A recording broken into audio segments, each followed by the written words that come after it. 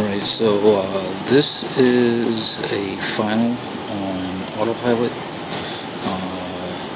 into LAX with a 747. Just to let you know some of the things you're going to have to do. As you're coming in on final, you're going to find that staying centered on the runway on that final 2,000 feet is going to require you making 1-degree adjustments left and right to keep that nose pointed at the runway. Also, the heavier the planes are, the more constant the level flight is. So even though you may have the vertical speed set at minus 1,000, that last 100 feet just isn't gonna dissipate quickly or rapidly, so you're gonna have to keep making adjustments as you're descending. Having the autopilot on just makes the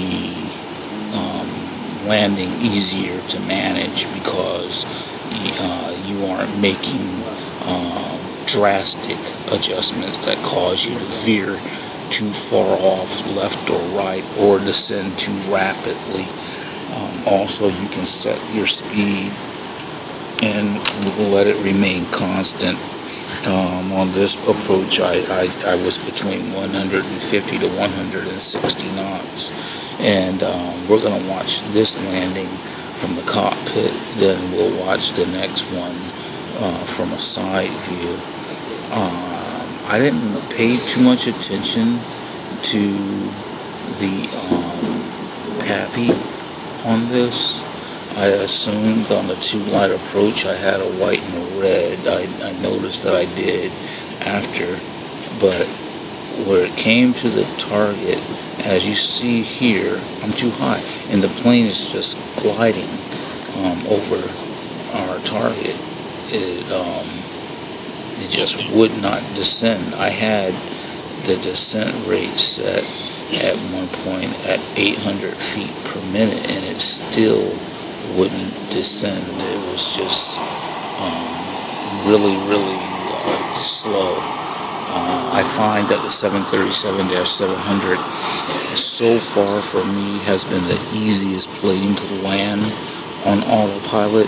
The next plane I'm going to try is the 800, the 380-800, I should say. So let's watch this from outside on the next one.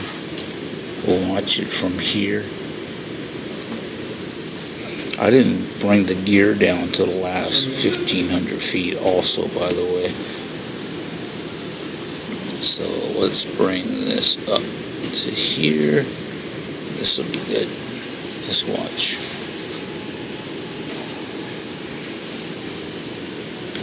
And so it just keeps you from, your hands are free to do other things.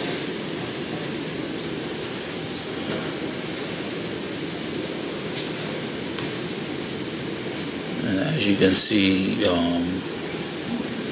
your wings aren't dipping a lot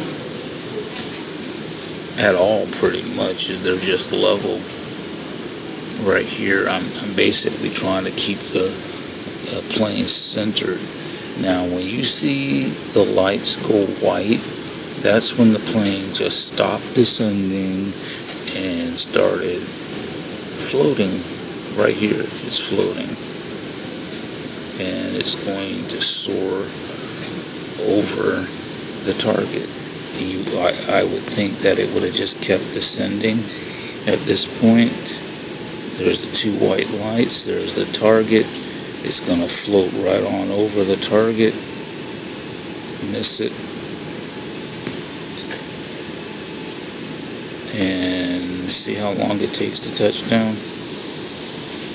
Now, so let's watch this from the side.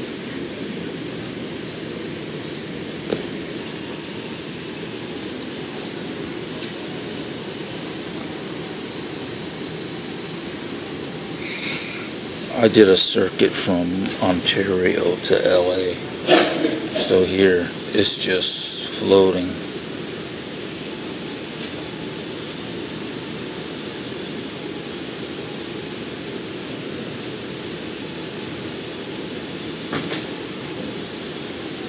Touchdown. Reverse.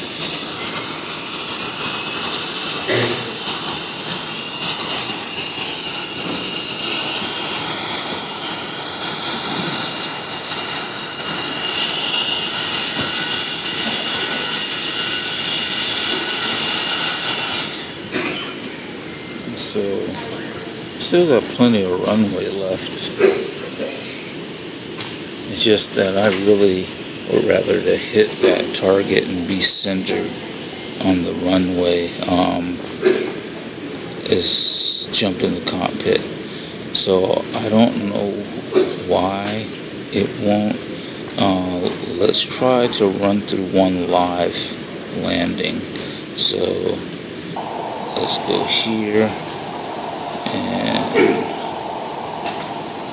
we will activate there. Alright, so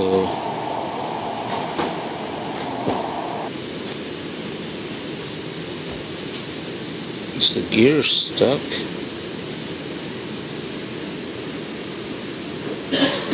Okay, it's coming down. The gear was stuck.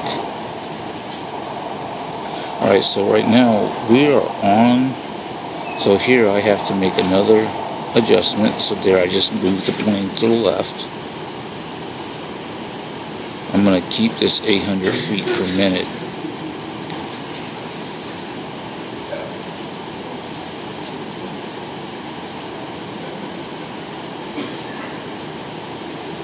So it's going to go too high, but I'm going to try to use that to my advantage and see if it'll just land.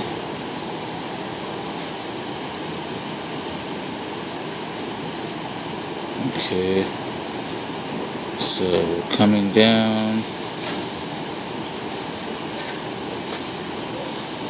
and it's drifting to the right, and it's still going to fly over the target. I don't.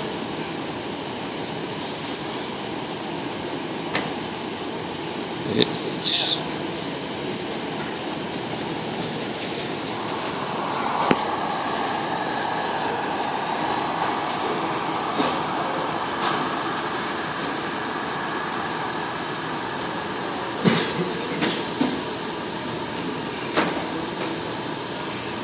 Brakes.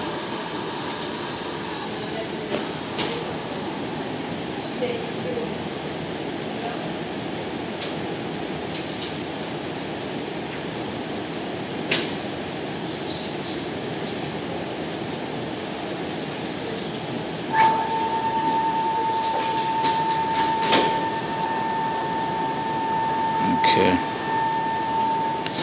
so let's watch this one. And that's what it does. It's like it's on the glide slope, it's descending, nice rate, not too fast, and then it just floats over the target. Let's brake right there, and we'll jump out, let's bring the plane up to here. See where we're at. Okay, so we'll watch.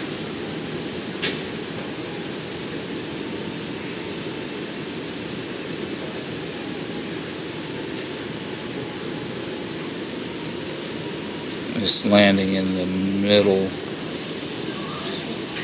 At least we were on the center line that time. So I think what I'm gonna have to do, because this is really the first time I'm trying to land on autopilot with the 747, is I'm going to have to keep making some adjustments. I don't know why my landing gear was stuck that time. I had to, right there,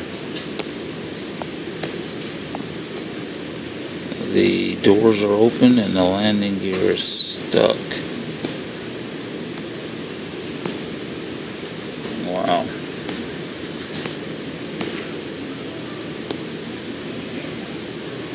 I'm going to have to play with this until I figure out how to get this plane down on that last 100 feet.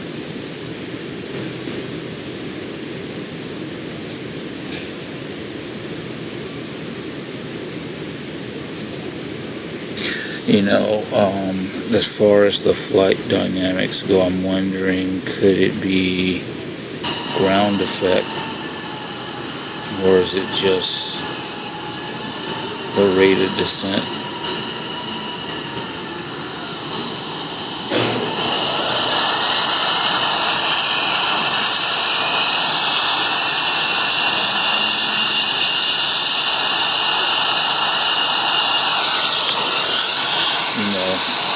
Let's go ahead and turn off here. So we'll end it right there.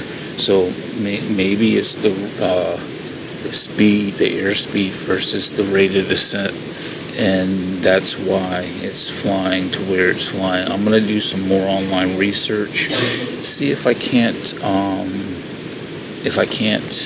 find out through tracking flights what speed they're touching down at. Typically you can find that out online, so I'm gonna find out if I can on one of the flight trackers. But that's all I have for you. So remember, well, you're in the air, you're coming in for that autopilot landing. Remember that you're going to have to control your heading and your vertical speed.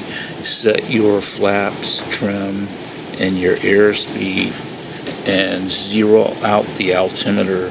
Once you're on final, you have to have the altimeter zeroed out so that you land on the runway. If you don't, whatever altitude you have set, that's the altitude you will fly at a consistent level over the airport. So if the airport's at 1,000 feet and you leave 100 feet, you're going to fly 100 feet over that airport. Okay? Alright, so hopefully this will help you. Remember, Autopilot can be used to help you manage your takeoffs and your landings until you feel more comfortable landing yourself. So thanks for watching.